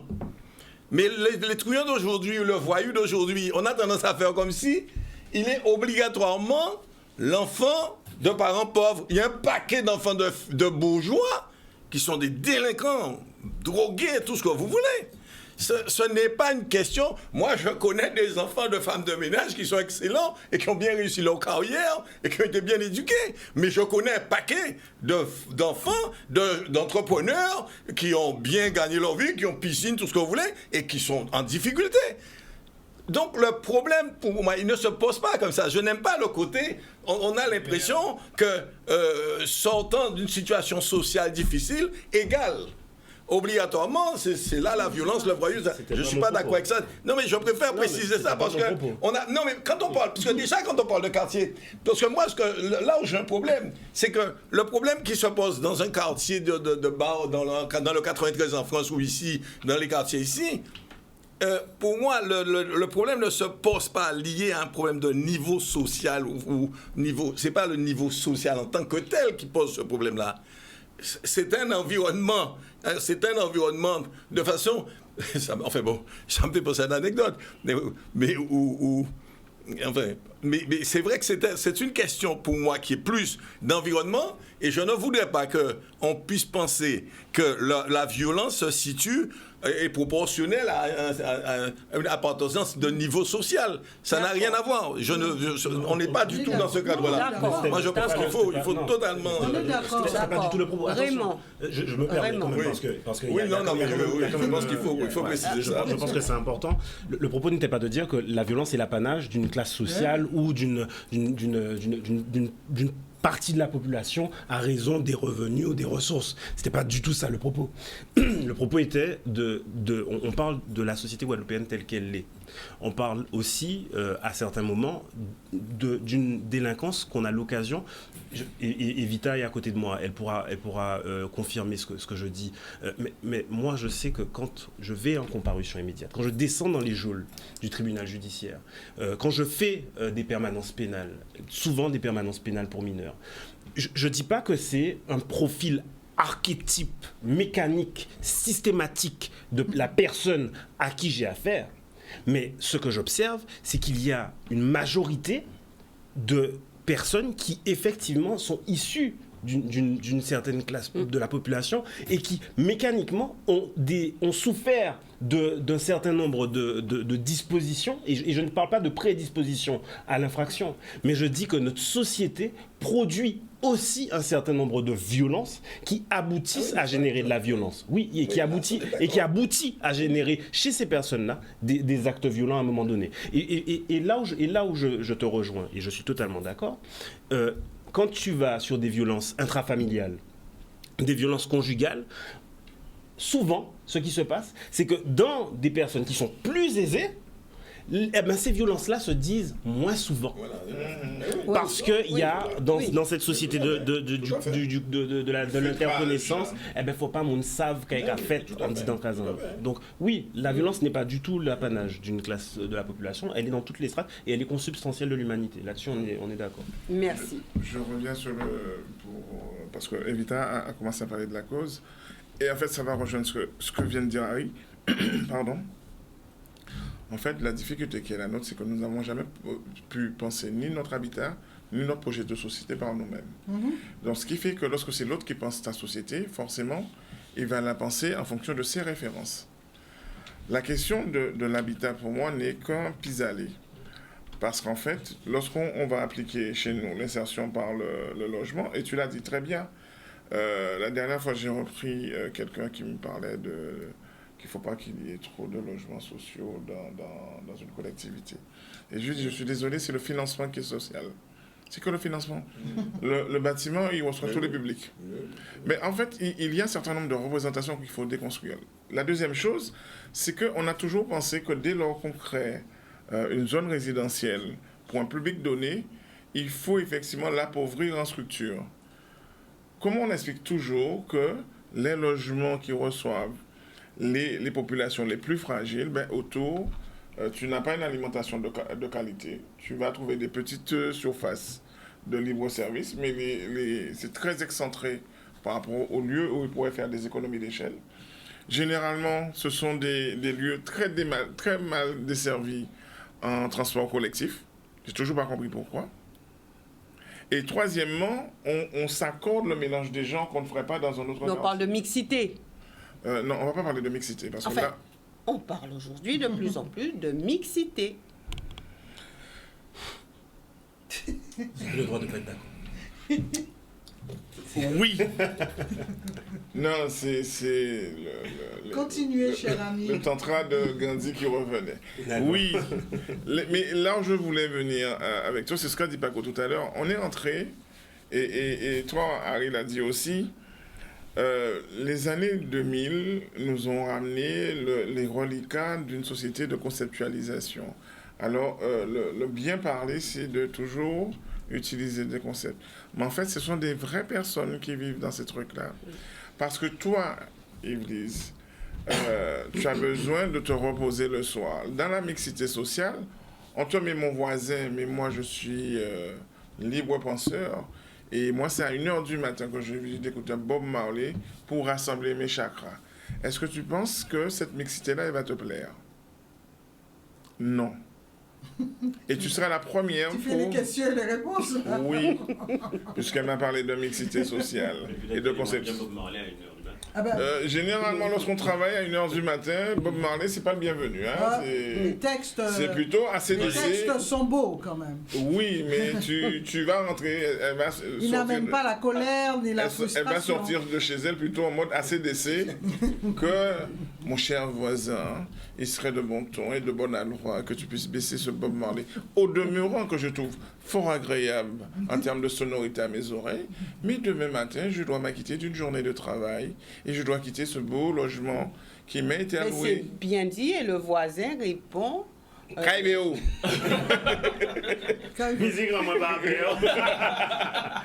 La question centrale. S'il va appeler au déménager. Oui. Ouais. La question centrale, et je suis d'accord avec Harry, c'est qui décide de qui doit habiter où et pourquoi. Le lieu est neutre. Un bâtiment, et je suis d'accord avec toi, je me bats depuis des années pour dire, je vois des gamins qui sont dans des quartiers difficiles, qui s'accrochent, qui travaillent, qui s'en sortent. Je vois des autres gamins où effectivement papa, maman sont dans une bonne situation. Et je les ai vus depuis 25 ans. Je vois effectivement plutôt cette tendance où justement on n'est plus dans la rapinerie, on est dans le chouage du 16e arrondissement des années 70. C'est-à-dire on est revenu où les gamins ont besoin de se faire peur. Et ça c'est dangereux parce que dans le mélange des genres, le fils de Raphaël, grand avocat au barreau de Nancy... Tu parles pas de moi donc? Non. Ça me va parce que j'ai pas de fils. Faudrait pas laisser penser à la télé des choses. Mais peut-être, on sait pas. Oh là là. Je n'ai pas dit monsieur, j'ai pas dit maître Lapin, j'ai dit monsieur Raphaël. Il y a la violence. Ah ouais, oui. Il n'est pas que symbolique. Hein. On me prête des pensées que je n'ai pas. Non, mais ce que j'ai envie de dire, et c'est ce que je vois régulièrement, ce fils de grand avocat de Nancy, il ira chouer avec mon fils. Mais les conséquences ne seront pas les mêmes. Ouais. Et c'est ce sur quoi nous devons mettre l'accent. Parce qu'à situation inégale, la réponse sera inégale. D'autres, tu as dit quelque chose, mais on va plus loin encore dedans, dans les causes. comment tu expliques effectivement qu'encore aujourd'hui, on a des exemples de tout ce qui s'est passé à Lyon, à Narbonne, à Toulouse, Rambervillers, voilà un petit coin où j'ai trouvé de la délinquance, alors que personne ne sait où se trouve Rambervillers. D'accord ? Cela montre bien qu'en fait, on a déjà une antériorité des situations. Et pourtant, tu as raison, des gens bien pensants te proposent un habitat qui va produire de la rupture sociale, parce que ce qui est important, ce n'est pas l'habitat, mais c'est le jeu financier de l'enjeu foncier. Qui profite de tout ça? Mais la mère patrie. Tu fais comme si tu découvres le truc. Je pose une question. Non. Ça, c'est comment il s'appelle le monsieur dit. C'est une question qu'a posée. Non, plus sérieusement, on sait effectivement, et on l'a tous dit, on sait en fait que le sentiment de peur, et c'est ce que Evita disait tout à l'heure qui est vrai, le sentiment, ça rapporte de l'argent. Parce qu'en fait, les psychiatres se font leur beurre dessus, parce que tu vas consommer des anxiolytiques et des neuroleptiques, et donc tu vas te calmer, sauf que tu ne seras pas toxico, puisque tu es cadre supérieur et que entre 2 pilules et une coupe de champagne, tu seras défoncé. Mais c'est pas grave, tu es dans ton loft. On va doter nos maisons d'alarmes et de caméras.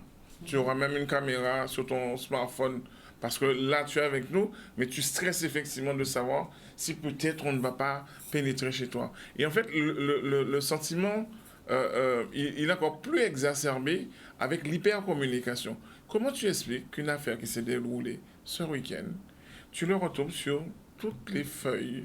Alors, j'ai vu Facebook France, dans sa partie, rappelle qu'aux Antilles, il s'est passé ça.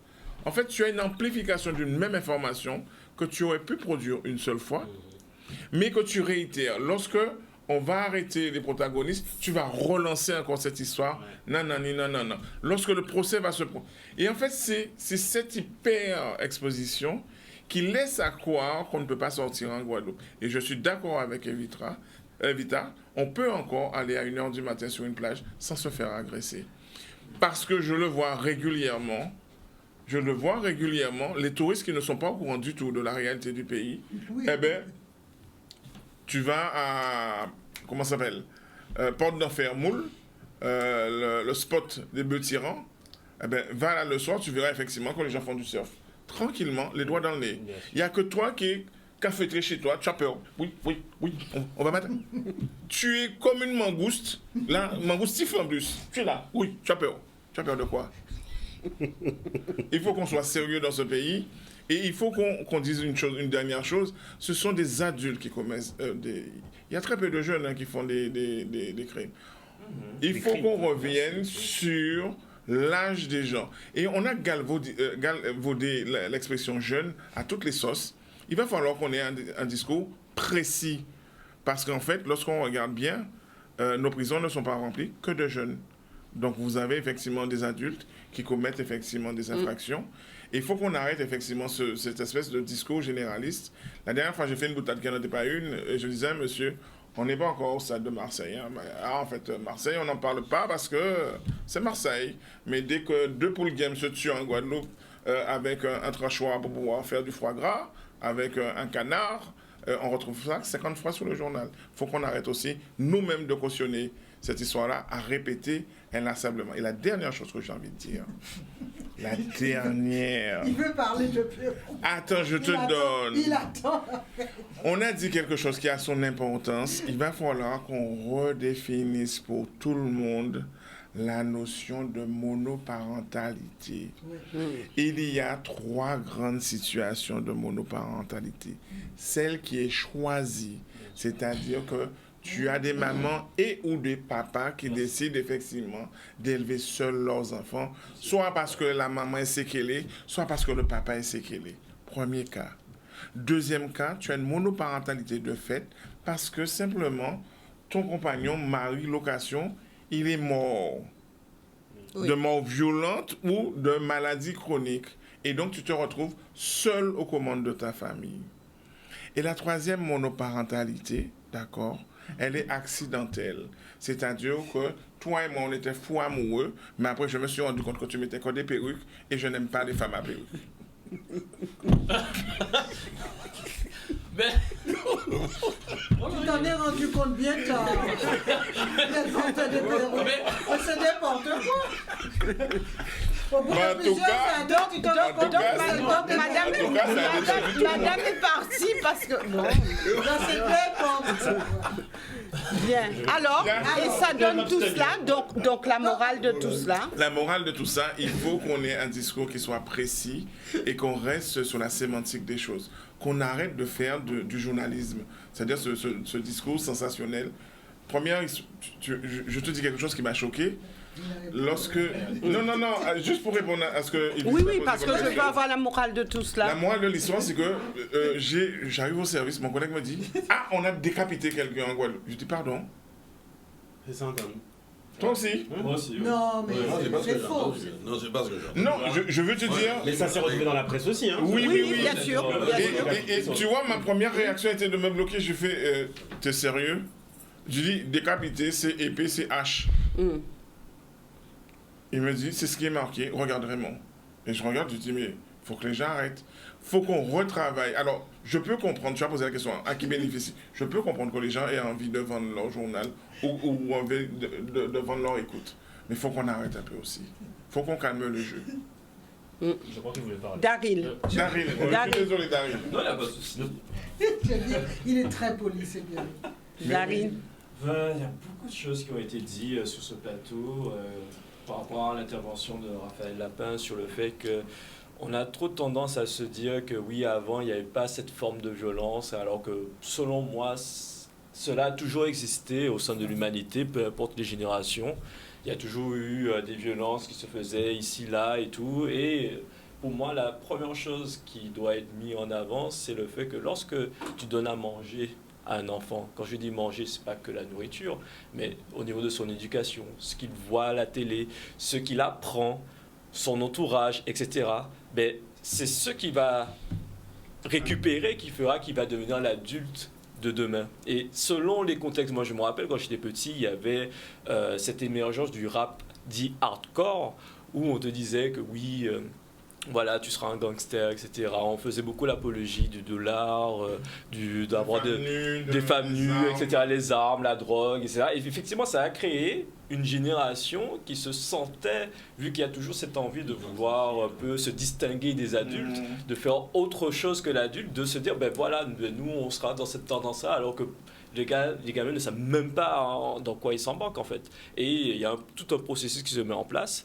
qui fait que, malheureusement, parmi d'entre eux, parce que moi, j'ai écouté ce genre de musique, mais ça ne m'a pas empêché d'être... Enfin, ça ne m'a pas donné envie, si vous voulez, de rentrer dans ce genre de monde et tout.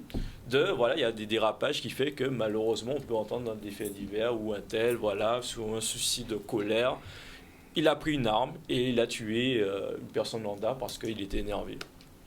Là où je voulais te rejoindre, Otto, c'était que tu disais, oui, pour moi, je dis que nous devons surtout, au sein de la population, prendre nos responsabilités. C'est aussi simple que ça, de tout le monde, hein. Et je dis bien, quand je dis tout le monde, je dis même des grands-parents, des parents et même des enfants. Il faut absolument mettre un mot qui doit être posé sur la table. Nous devons prendre nos responsabilités. Responsabilités sur nos actions, sur notre manière de dire les choses, etc. Et une fois que ça va être pris en compte, qu'on fera preuve de responsabilité. Et quand je dis responsabilité, assumer tout, et faire en sorte que, en prenant ça en compte, qu'on va amener des solutions pour justement sortir la tête de certaines situations que nous vivons actuellement, ben là, hein, les choses vont s'améliorer. Et les choses s'améliorent, hein. Peut-être pas aussi vite, mais les choses s'améliorent. Oui, je suis d'accord. D'accord. Miguel. Je pensais qu'on allait terminer l'émission sur Daryl. Non, en fait, ouais, je vais reprendre un peu ce qui a été dit de façon générale et répondre peut-être à certaines questions et même peut-être présenter des questions. Donc moi, j'ai beaucoup entendu et beaucoup de gens aiment bien répéter cette expression, c'est que c'est l'expression « avant c'était mieux ». Donc, on peut se poser la question de est-ce que c'est vraiment vrai? Est-ce qu'avant c'était mieux? Je ne pense pas. En tout cas, moi, j'étais pas là, donc je peux pas le dire. Mais ce que je sais, c'est que il y a effectivement donc des différences entre finalement la société d'avant et la société de maintenant. Moi, mon constat, ce serait que il y a une évolution en fait des instruments de violence. Donc peut-être avant, justement, quand il y avait l'altercation avec le véhicule, bon, monsieur était peut-être dit au tel bitin, et puis il était construit des chimères. Alors que là, maintenant, bon, la mode, entre guillemets, c'est de sortir du véhicule pour pouvoir exprimer, exprimer. Dans la voiture. Exactement. Il a le truc. Et donc, ça, c'est le premier point. Après, aussi, ça peut aussi m'emmener à faire éventuellement une comparaison, puisque j'ai eu la chance de voyager. On en parlait justement tout à l'heure là. Et je suis allé dans un pays qui a été connu pour des éléments assez sombres. Donc, je fais référence au Yakuza, donc au Japon. Donc, et qui, à contrario, en tout cas, en image, en carapace, semble être actuellement, entre guillemets, l'un des pays où les violences, douces ou pas, sont moins visibles, en tout cas, d'un point de vue touristique. Je m'explique. Par exemple, il y a une règle qui veut qu'au Japon, quand on monte dans le train, on n'écoute pas de musique, on ne téléphone pas, on ne parle pas fort, pour ne pas dire on ne parle pas du tout. Ben forcément, donc on arrive dans un milieu comme ça, où on n'est pas dans un environnement austère. Et j'ai constaté cette différence en prenant du coup le train en France. Je me suis... Wow! Quelle erreur? Erreur, la ligne... Je crois que c'est la ligne 8D, on va pas connaître. Bref, donc, déjà, premièrement, je pense que du coup, forcément, on arrive dans la notion d'éducation sociétale, sociale. Et, comme disait Daryl, effectivement, des responsabilités, que ce soit du côté politique, du côté citoyen, du côté parental.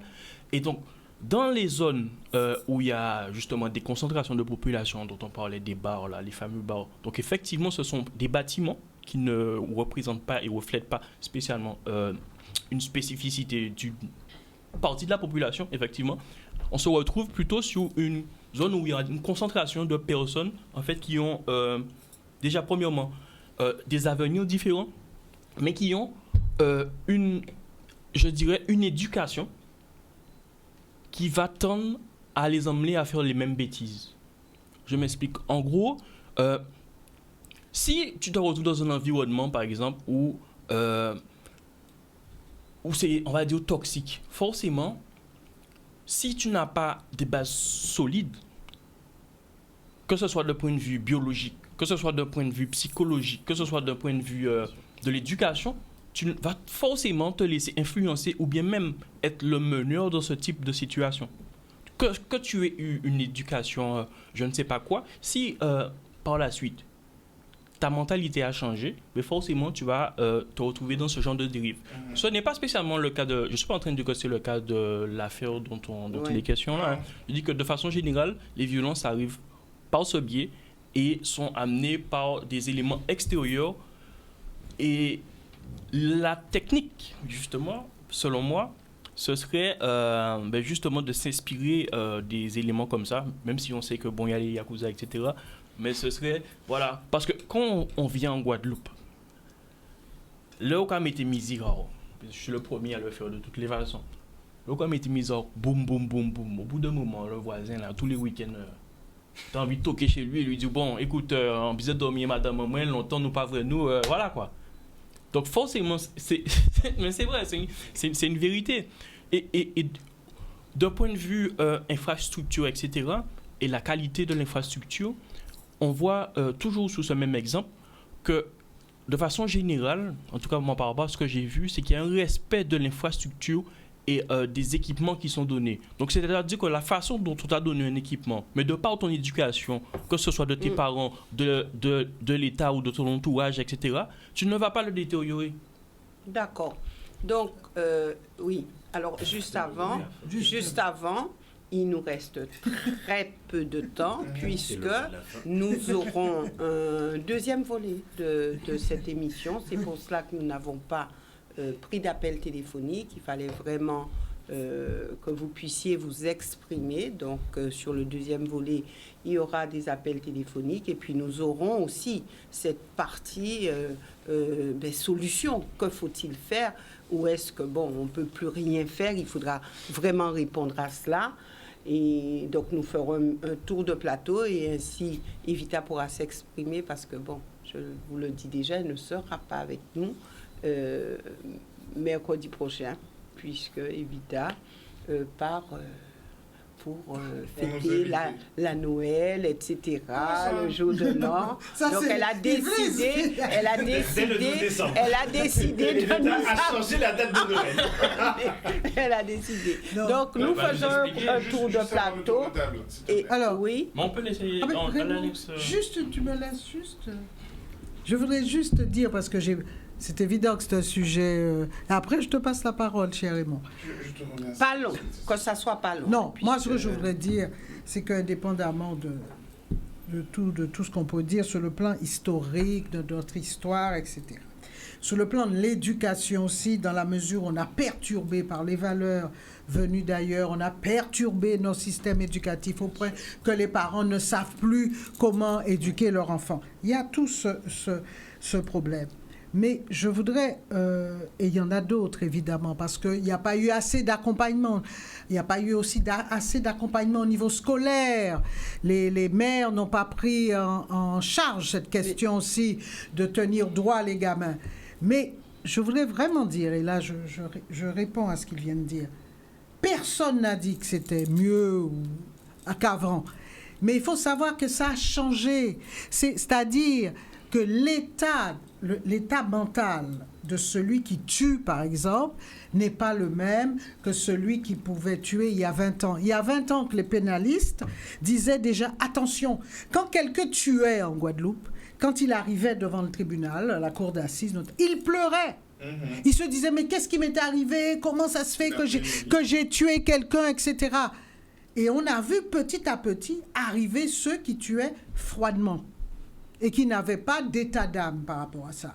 Et le problème qui se pose, c'est ça. C'est que quelle importance donne-t-on à la vie humaine? On tue pour un regard, on tue pour une petite parole, un sourire, etc. C'est ça qui a changé et qui fait que, comme disait Harry tout à l'heure, un système tout à fait irrationnel.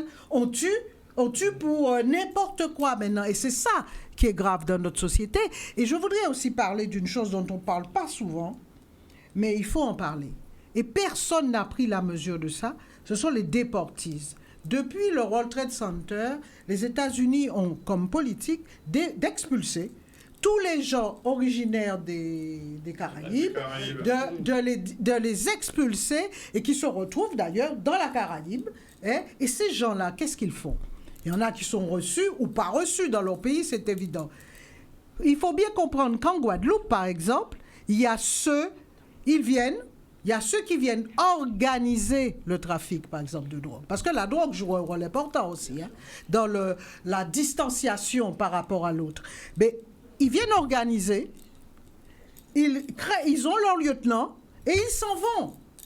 Il faut bien comprendre ça. Et ce sont parmi ce que l'Amérique considère comme parmi les bandits les plus dangereux. Et ça, personne ne tient compte de ça.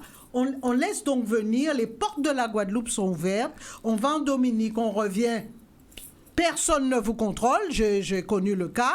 Donc c'est pour ça que je dis qu'il y a beaucoup de choses à faire et évidemment, j'aurais aimé en parler mercredi prochain avec vous, mais il faut savoir que on a passé notre temps à dire c'est la compétence de l'État. Et on n'a pas pris nos responsabilités en disant tant pis, si l'État ne remplit pas sa fonction, il faut que nous puissions le faire. Alors tu as dit, je ne sais plus qui a dit, penser la société par nous-mêmes. Il faut aussi qu'on dise bien, et c'est ce que je dis souvent à mes jeunes clients, ne pensez pas qu'une Guadeloupe indépendante vous permettrait de faire ça. Alors, maintenant, nous faisons vraiment, et lorsqu'on arrivera à Raymond, il dira ce qu'il a à dire. Je vais me faire tirer les oreilles. Donc, il nous faut vraiment faire un tour de plateau. Donc, Raymond, on va débuter avec vous. Une minute? Même pas. Un peu. D'accord. Je m'inscris en vrai dans ce que Evita vient de dire et je vais préciser ma pensée. Lorsque je disais tout à l'heure que tout ce qui est SIOM, qui est congrès, ça ne sert à rien, il y a des choses beaucoup plus primordiales à travailler sur ce pays-là. Et je suis d'accord avec vous deux, il faut que les gens soient responsables. Il faut qu'on arrête effectivement de toujours réfléchir des problèmes secondaires parce que l'essentiel n'est pas fait ici. Je donne un exemple. Vous êtes des étudiants, chaque année vous vous battez pour vos bourses. C'est pas normal. Il va falloir qu'il y ait une vraie politique de formation en Guadeloupe avec un service qui réellement fait son travail. C'est pas la peine de vous donner une bourse lorsque l'année est terminée. Ça ne sert à rien. Vous en avez besoin en début d'année. Et ça fait depuis que moi j'étais étudiant que ce problème est récurrent. Donc ça veut dire que ça fait plus de 30 ans. Il faut qu'on soit sérieux. La deuxième chose, et si on veut régler la question des violences, comment veux-tu que quelqu'un qui doit toujours se battre pour l'essentiel, à un moment donné, il y a deux types de profils. Les individus qui sont des combattants, des warriors, ils iront. Harry nous le dit tout le temps, lorsque tu as la foi, tu vas jusqu'au bout de ton projet. Mais tu as 80% qui vont abandonner parce que derrière, contrairement à ce qu'on pense, on est revenu dans une société paupérisée. Et les parents ne peuvent plus suivre. Donc, ce gamin qui avait un projet de vie et qui voulait être un adulte X, il se retrouve frustré de rester dans une société qui ne lui a pas permis de prendre toute la mesure de ce qu'il était. Raymond, on garde le reste, surtout. On ne perd pas le fil et on garde le reste pour la prochaine émission. Harry, quelques mots. Oui, bon, c'est vrai que ce problème de... Moi, bon, c'est sûr que on sent qu'il y a une violence. Mais moi, ce qui me chiffonne, et d'ailleurs, je me posais la question, c'est dans la façon que ça se manifeste. Tout à l'heure, je crois que c'est Vita qui disait ça. Le principe, qui est choquant, c'est qu'on exerce la violence très facilement. On tire sur quelqu'un, on donne un coup de couteau à quelqu'un. Moi, c'est là où j'ai un problème. J'ai l'impression... Alors, je me demande toujours, est-ce que c'est le fait de voir ça tout le temps dans les films, où on voit des mecs tuer sur tout le monde et après on les voit assis en train de dîner tranquillement. On se dit, mais finalement, c'est facile, on tue, après on dîne. On a l'impression que tout ça est devenu banal. On peut tuer, on peut... Alors, bon... je pense qu'on a perdu le sens des réalités à ce niveau-là et la violence s'exerce très facilement. Je suis pas content, je balance le coup de couteau, le coup de machin ou je tire une balle. Bon, ça, mais mon problème c'est que, comme je dis, la violence s'exerce. Pour moi, il y a toujours de la violence. Je vais finir par une chose. J'oublierai jamais, ça a marqué ma vie. Je devais avoir eu 9-10 ans. J'étais assis là où il y a Morton Hall maintenant. Je me souviens que j'étais assis là. J'ai vu un gars passer avec son coutelas. Et je me souviens que je me suis posé la question, est-ce que je vivrai tout le temps dans cette violence-là? Et je me souviens, j'habitais là, et c'était dans les années 65. D'accord. Et donc, c'est pour ça que je dis toujours, je ne suis pas... Parce que cette période-là, il y avait de la violence. Et moi, je sais que j'ai vécu tout gamin, j'ai vu de la violence. Et donc, c'est pas... il y a pourtant... c'est pas la même chose. Deuxième épisode. Oui, tout à fait. Raphaël, et rapidement parce que je vais me faire... J'ai deux questions, violent. chacune une phrase. La première, c'est au regard de son histoire, de sa réalité, est-ce que la Guadeloupe aurait pu être moins violente aujourd'hui? Oui. La deuxième question, c'est est-ce qu'une autre Guadeloupe est possible? Et du coup, je laisse ouvertes ces deux questions pour le prochain épisode. D'accord. C'est dommage parce que j'aurais aimé répondre. Je vais faire quelques mots, très rapidement. très court. Juste faire preuve de responsabilité dans tous les secteurs, de tous les âges, quels qu'ils soient. Et je vais revenir juste sur un point que Otto a dit, effectivement, le fait que sur les réseaux sociaux, on voit des termes par rapport à une affaire, quelques semaines après, on revoit encore les mêmes termes. C'est fait qu'il y a cet aspect de l'oubli qui n'est pas trop possible lorsqu'on est sur les réseaux sociaux. Peut-être c'est ce qui manque à l'ère où on essaie de tout mémoriser de A à Z, de toujours se remémorer les choses qui ont été faites.